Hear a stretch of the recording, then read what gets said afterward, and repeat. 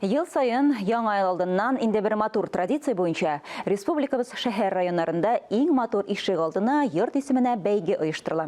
Түбән Кама шәһәре йортлары да әлеге күркәм бәйрәмдә катнаша. Теманы Гөлия Нигъматуллина дәвам итә. Үч бала анасы һәр җирдә өлгерә, һәр нәрсәдә өлгерә.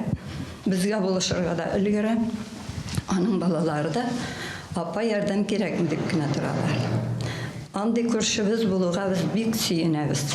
Мәдинә апа күршесен мактап туя алмый. Уңган кулы Оксана Потапова быел да балалары белән шыршы бизәп куйган. Һәм ул гадәти түгел, COVID-19-га багышлана. Мәгънәсе эчтәлекле, Түбән Камалы авыруның юкка чыгуын тели. Әлеге эш Яңа ел подъезды бәйгесендә катнаша. Бу ковидка каршы ялкы дип атала инде. Бу бөтен кешегә дә бик ошый. Мин Инстаграмга куйган идем, язалар да язалар.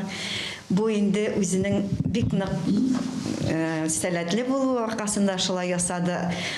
Ул бик узак ясала.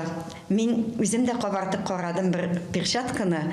Аны бик узак кабартырга. Түбән Камада микрорайон яшәүчеләре арасында Яңа ел бәйгесе башланды. Ул 3 номинация буенча үтәчәк. Иң матур бизәлгән подъезд, йорт ишек алды. Зүшләр проспектындагы 30-нчы йорт бер юлы 2 конкурста катнаша. Түбән Камалар күршеләре белән җыелышып чыршы бизиләр. Шәһәр күләм бәйгенең җиңүчеләрен бәйрәмнәрдән соң ачыклаячаклар. Гөлия Нигъматуллина, Фәхри Исламов, Яңалыклар.